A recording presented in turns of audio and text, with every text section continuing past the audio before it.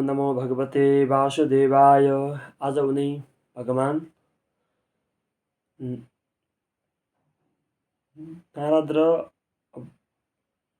व्यासजीको संवाद चल्दैछ। भगवान व्यासको असन्तुष्टिको कारणलाई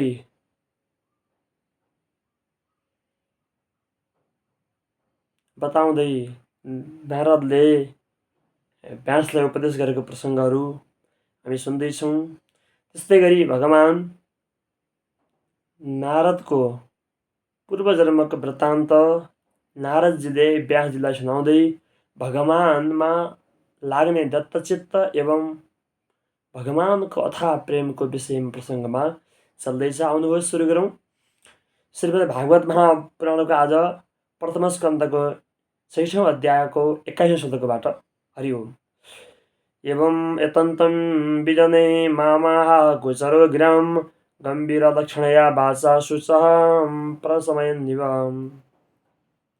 पदार्थ एवं विजने तन्तं मां गिरां अगोचरः गम्भीरलक्षणया वाचा शुचः प्रशमन इव आहा।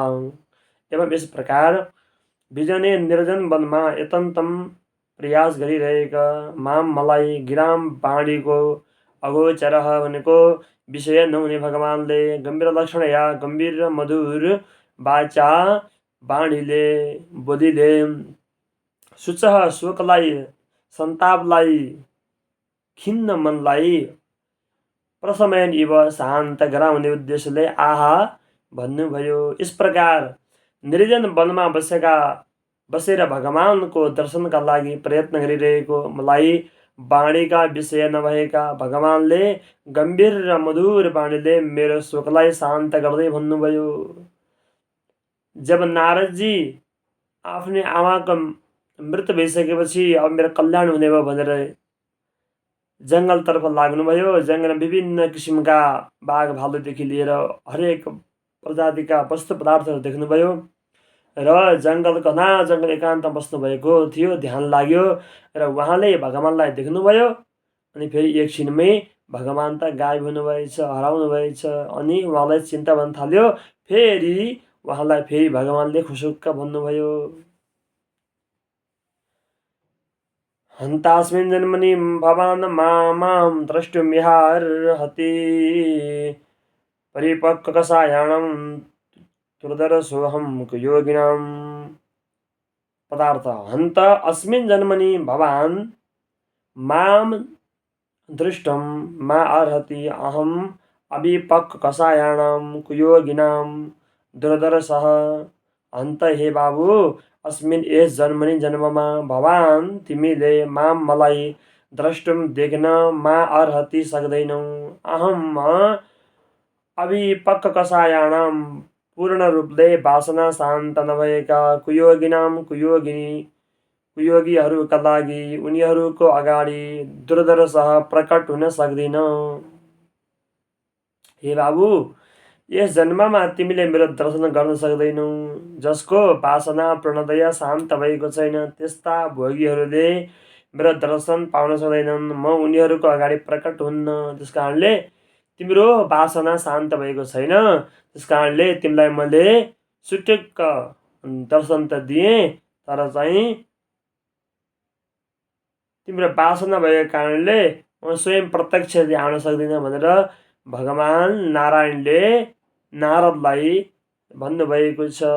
सकृद् यद् दर्शितं रूपम् एतत् कामायते नघ मत्कामः सनके साधु सर्वान् मुञ्चति ऋच्छयान्। पदार्थ अनघ सकृत् यत् रूपं दर्शितम् एतत् ते कामाय मत्कामः साधुः सनकः सर्वान् ऋच्छयान् मुञ्चति। अनघ हे निष्पाप बालक, सकृत एक पटक यत जुन रूपम रूप दर्शितम देखाइयो एतत् यो एक पटक दर्शन ते तिम्रो कामाय रुचि बढाउनका लागि हो। मतकाम मलाई प्राप्त गर्न चाहने साधु साधक पुरुषले सनकही बिस्तारै सर्वान सम्पूर्ण ऋच्छयान हृदयका वासनाहरूलाई मुञ्चते त्यागिदिन्छ। हे निष्पाप बालक, मैले एक पटक जो मेरो स्वरूपको दर्शन दिएँ त्यो तिम्रो हृदयमा मलाई प्राप्त गर्ने इच्छा जगाउनका लागि हो। मलाई प्राप्त गर्ने इच्छा राख्ने साधकले बिस्तारै हृदयका सम्पूर्ण वासनालाई त्यागिदिन्छ र ममा समाहित बन्दछ। मत सेवा दीर्घया ते जाता मैद्रणामतिः हित्वा बद्धमिमं लोकं गन्ता मज्जनतामसि। पदार्थ अदीर्घया अपि सत्सेवया ते मयि दृढमतिः जाता इमं अवध्यं लोकं हित्वा मज्जनतां गन्ता असि।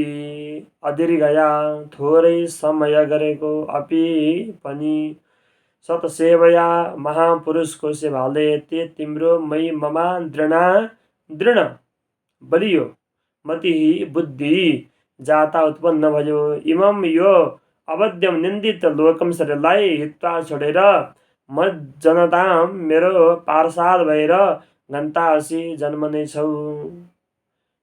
अल्पकालीन सन्त सेवाबाट तिम्रो चित्त वृत्ति ममा स्थिर भएको छ।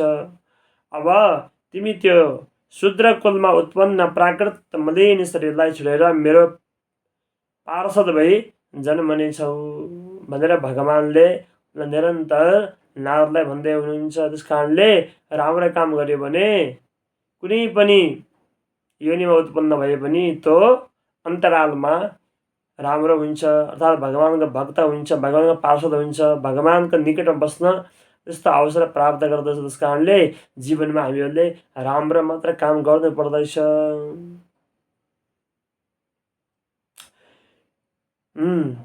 मतिरिमयि निबध्येयं न पिपद्येत करिचिदि प्रजासर्ग निरोधोऽपि स्मृतिश्च मदनुग्रहात्। मयि निबद्धा इयं मतिः करिचित् न विपद्येत प्रजासर्ग निरोधोऽपि मदनुग्रहात् स्मृतिः च मयि मम निबद्धा लागेको इयं यो मतिः बुद्धि करिचित् कहिल्यै पनि न विपद्येत नष्ट हुने छैन। प्रजा सर्ग निरोधेऽपि सम्पूर्ण सृष्टिको प्रलय पछि पनि मदनुग्रहात् मेरो कृपाले स्मृति छ मेरो स्मृति भइरहनेछ। मलाई प्राप्त गर्ने तिम्रो निश्चयमा कुनै पनि परिवर्तन आउने छैन। समस्त प्राणीको प्रलय भइसकेपछि पनि तिमीलाई मेरो स्मृति भइ नै रहनेछ भनेर भगवानले नारदलाई यसरी उपदेश गर्नुभएको छ।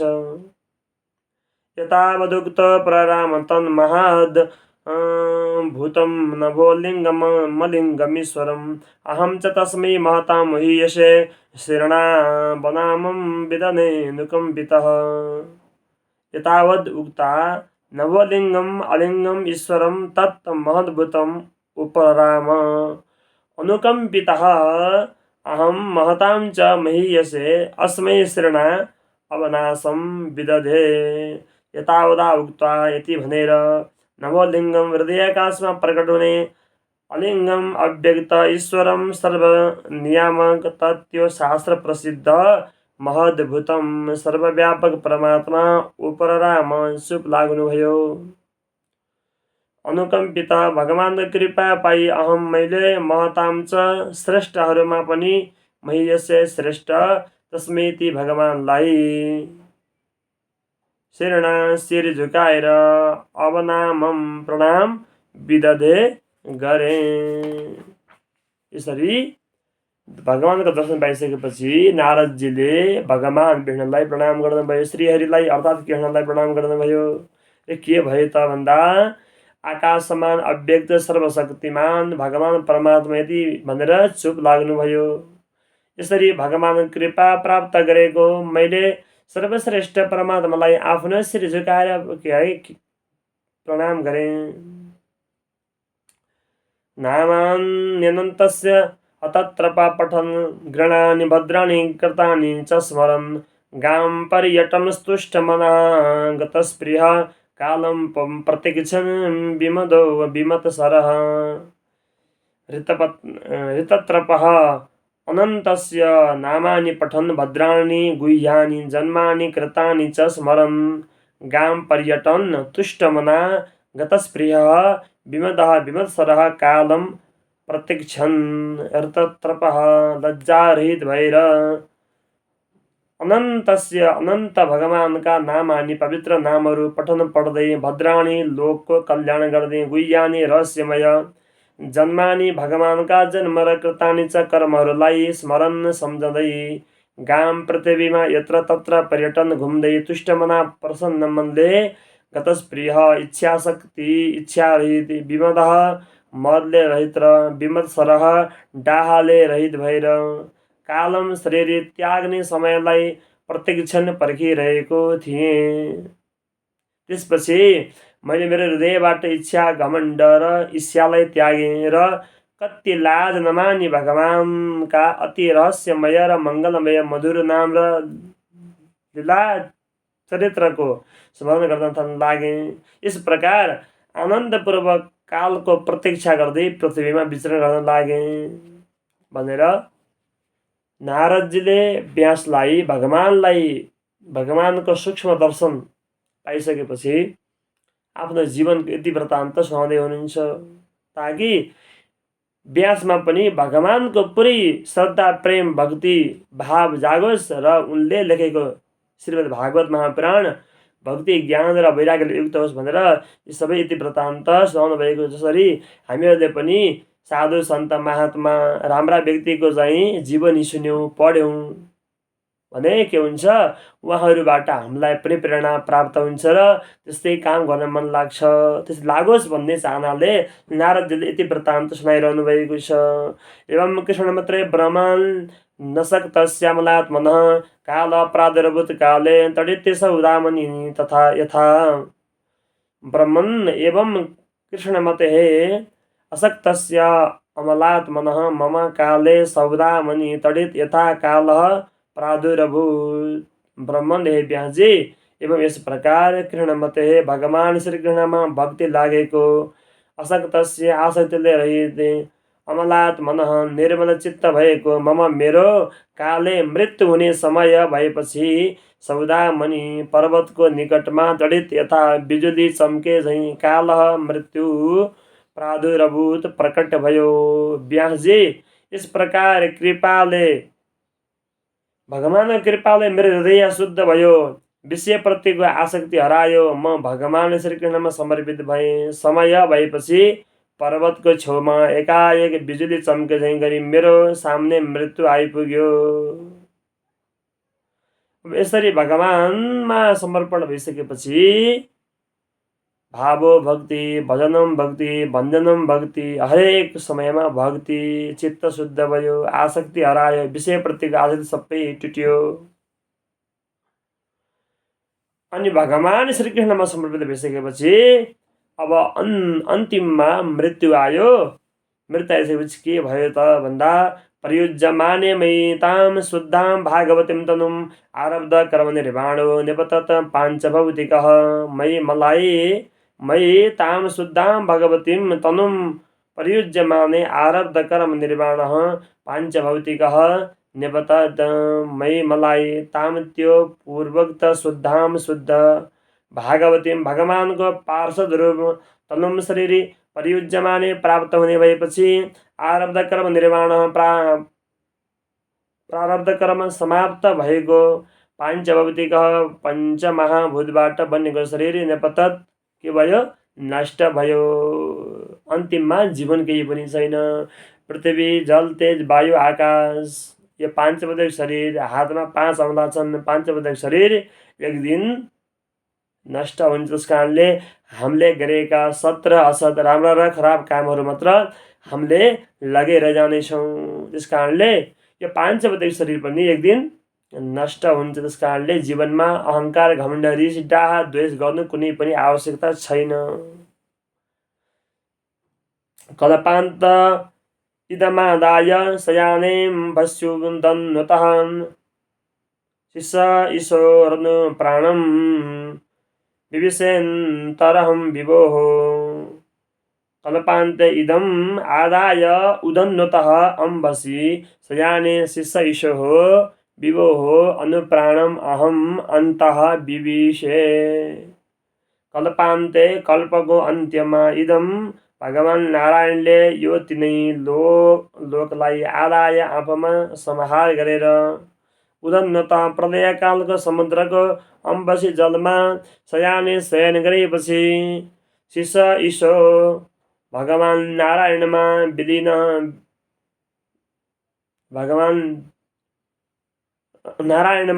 हुन चाहने विभो ब्रह्माजीको अनुप्राणम श्वासका साथ अहम अन्तः उहाँकै शरीरभित्र विविसे प्रवेश गरे। कल्पको अन्त्यमा के भयो त भन्दा हे व्यासजी, ब्रह्माजीको दिन समाप्त भएपछि सम्पूर्ण सृष्टिलाई आफूमा विलय गरेर भगवान नारायण प्रलयकालीन समुद्रको जलमा सुत्नु भएको थियो। त्यसपछि भगवान नारायणमा नै विलीन हुन चाहने ब्रह्माजीको श्वाससँगै म पनि ब्रह्माजीको हृदयमा प्रवेश गर्न पुगेँ, अर्थात् प्रवेश गरेँ। सहस्रयुग पर्यन्ते उत्थायेदं शिश्रिक्षतः मरीचि मिश्रा ऋषय प्राणेभ्योऽहं चचग्रे। सहस्रयुग पर्यन्ते उत्थाय इदं शिश्रिक्षतः प्राणेभ्यः मरीचि मिश्राः ऋषयः अहं च जज्ञिरे। सहस्र युग पर्यन्ते 1000 चतुर्युगी बितेपछि समयको अन्तरालमा समय बित्दै गइसकेपछि उत्थाय योग निद्राबाट उठेर इदम यो जगतलाई शिश्रिक्षतः सृष्टि गर्न चाहने ब्रह्माजीका प्राणेभ्य प्राणादि इन्द्रियबाट मरीचि मिश्राः मरीचि आदि ऋषिहरू र अहम च म नारद पनि यज्ञले उत्पन्न भयौँ।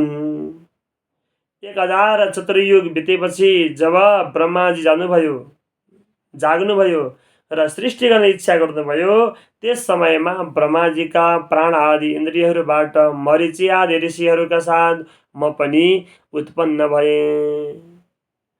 अन्तर्बहि चल कामस्त्रीन् प्रियम्य स्कन्दितव्रतः अनुग्रहन् महाविष्णोरभिघात गतिः क्वचित्। महाविष्णोः अनुग्रहात् क्वचित् अभिघात गतिः अस्कन्दितव्रतः त्रीन् लोकान् अन्तर्बहिः च पर्येमि। महाविष्णोः भगवान विष्णुको अनुग्रहात् कृपाबाट क्वचित कहीँ पनि अभिघात गतिः रोकटोक नभई अस्कन्दित व्रतः भगवानको भजन र ब्रह्मचर्य आदि व्रतबाट विचलित भई त्रीन् लोकान् तिनै लोकहरूको अन्तर्बहि च भित्र र बाहिर पर्यमी भ्रमण गर्दछु। भगवानको कृपाले अहिले म भगवानको भजन गर्दै र आफ्नो व्रत पालन गर्दै तिनै लोकमा र वैकुण्ठ आदिमा समेत भित्र बाहिर बिना रोकटोक भ्रमण गरिरहन्छु, ताकि मलाई भगवानको त्यो दृष्टि पर्यो, भगवान कृपा भयो, भगवान कृपाले मलाई अब कुनै चिन्ता छैन भनेर नारदजीले ब्रह्माजीलाई उपदेश गर्नुभएको छ।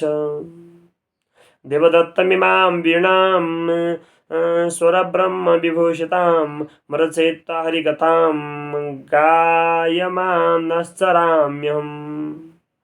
स्वरब्रह्म विभूषितां देवदत्तां वीणां मृच्छयित्वा इमां हरिकथां गायमानः अहं चरामि।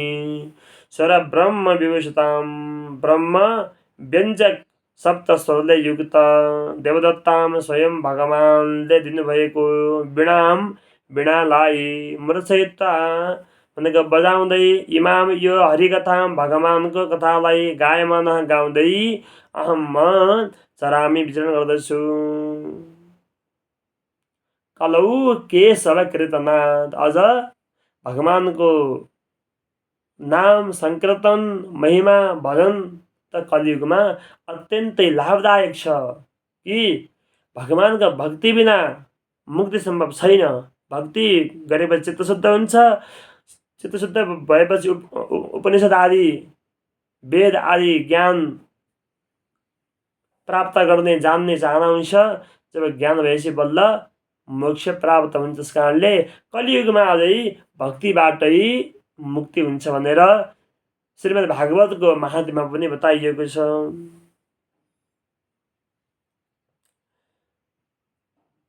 भगवानले दिनुभएको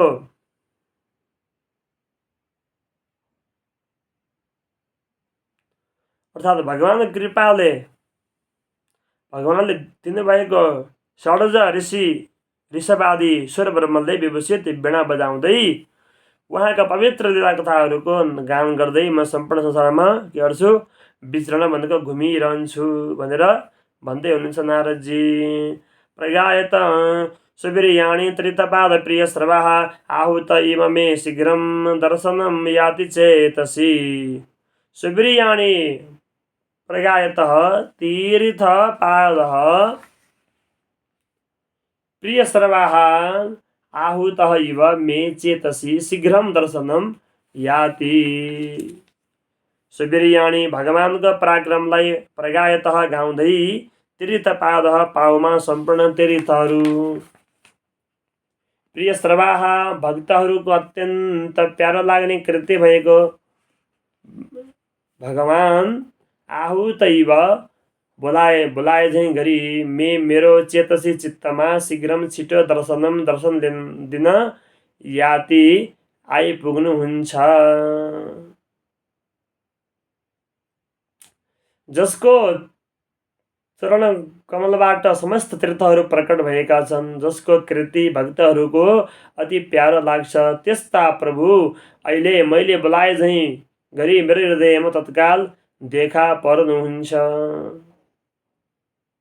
भगवान यस्तो विलक्षण शक्ति र सम्पन्न हुनुहुन्छ। एतद्युत्तरचित्तानां मात्रास्पर्शेच्छया मुहुः भवसिन्धुप्लवो दृष्टो हरिचर्यानुवर्णनं। मुहुः मात्रास्पर्शेच्छया आत्रचित्तानां एतद्धि हरिचर्यानुवर्णनं भवसिन्धुप्लवः दृष्टः। मुहुः बारम्बार मात्रास्पर्शेच्छया विषय भोगको इच्छाले आतुरचित्तानां चित्तातुर भएका मनुष्यहरूका लागि एतद्धि यस अनुसार नै हरिचर्यानुवर्णनं भगवान नारायणका चरित्रको वर्णन गर्नु। भवसिन्धुप्लवः संसाररूपी समुद्रबाट तर्न एकमात्र जहाज दृष्टः देखिएको छ।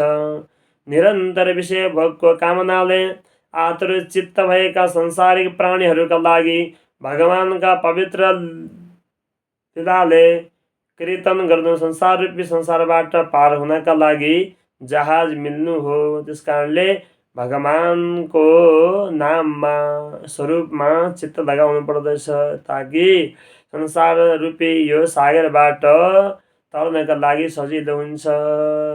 यमादिभिः योगपतैः कामलो भवतो मुहुः मुकुन्द सेवया मद्वत् तथा तमाद्धान साम्यति।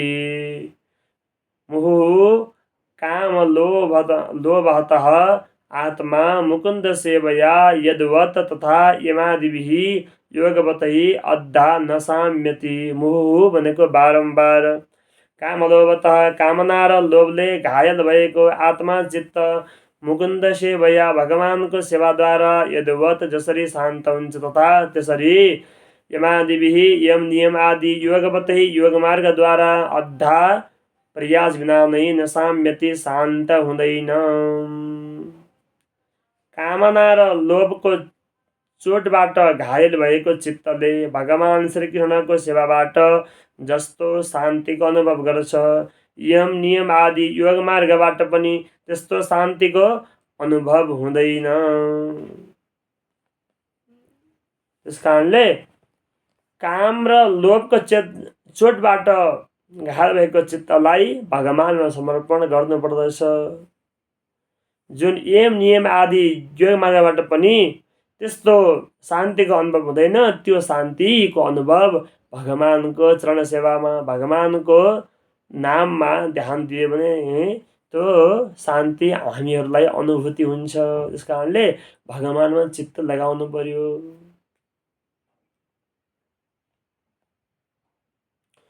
सर्वं तदिदमाख्यातं स्पृष्टोऽहं तया नघ जन्म कर्म रहस्यं मे भवतः चात्मतोषणम्।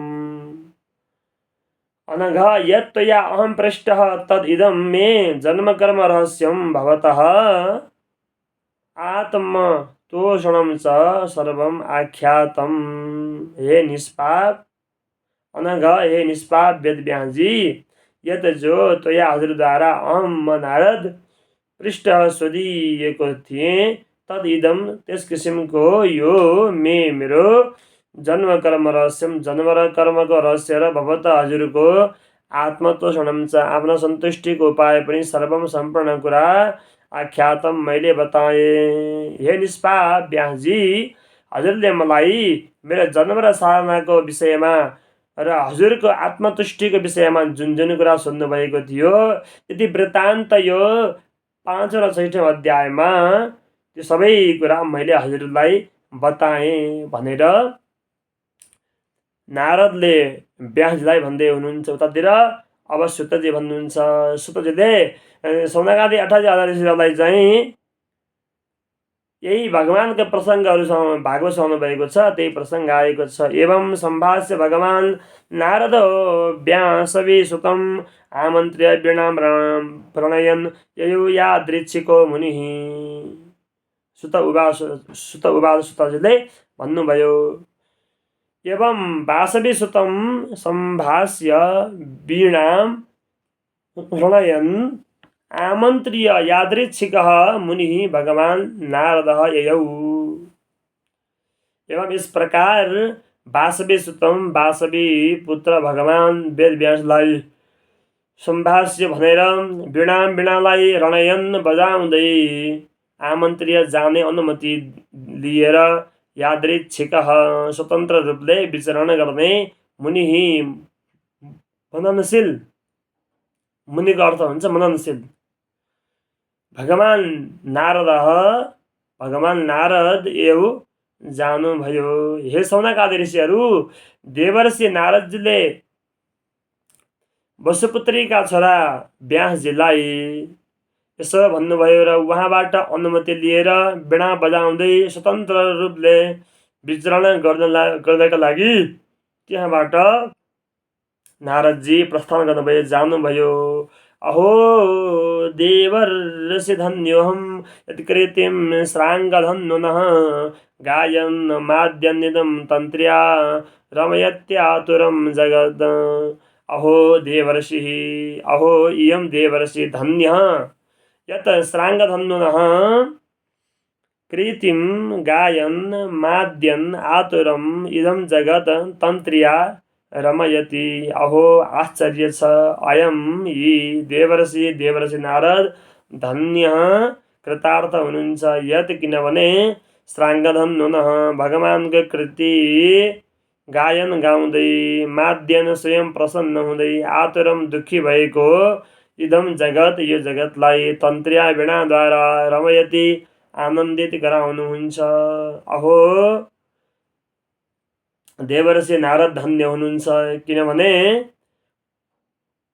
उहाँ भगवानको कृति गाएर आफू पनि मस्त हुनुहुन्छ, साथै विभिन्न तापले सन्तप्त भएको जगतलाई पनि वीणा बजाउँदै आनन्दित हुनुहुन्छ। यसरी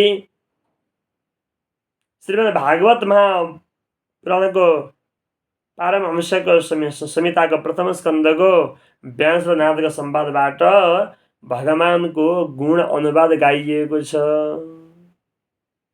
अब यति सुनिसकेपछि ब्रह्माजी बाट उत्पन्न भएका मानसपुत्रको रूपमा उत्पन्न भएका नारदले आफ्नो यति वृत्तान्त र पूर्व जन्ममा भए दासीपुत्र थिए, पछि गएर उनी नारद भगवानको साधुको दृष्टि सङ्गतबाट नारद स्वयं भगवानको अवतार अर्थात् ब्रह्माजीका पार्षद हुन पुगे। यसरी भगवानका गुण अनुवाद संकीर्तन नाम जसले गाउँछ सुन्छ र यो नारदजीको पूर्व जन्म र उनले भगवानलाई प्राप्त गरेको प्रसङ्ग व्यक्ति सुन्यो भने उसको मन शुद्ध पवित्र हुन्छ र भगवानमा दत्त चित्त र ध्यान लाग्दछ। यसरी भगवानबाट प्राप्त भएको ज्ञानलाई नारदजीले नारायण नारायण भन्दै भगवानबाटै पाएको वीणा बजाउँदै हिँड्नुहुन्छ र विचरण गर्नुहुन्छ। यस्तो परम दिव्य भगवानको लीलाहरू र भगवान श्रीकृष्णमा समर्पित हुने हामी सबैमा यो चेतना जागोस् भन्दै यो 6औं अध्यायलाई समाप्त गर्दै हरि ओम तत्सत् कृष्णाय वासुदेवाय हरे परमात्मने प्रणतकृष्णाय गोविन्दाय नमो नमः। यो भिडियोलाई लाइक शेयर कमेन्ट गर्नुहोला र यस्तै भगवानका स्वरूपको वर्णन हामीहरू गर्दै जानेछौँ। नारायण हरि।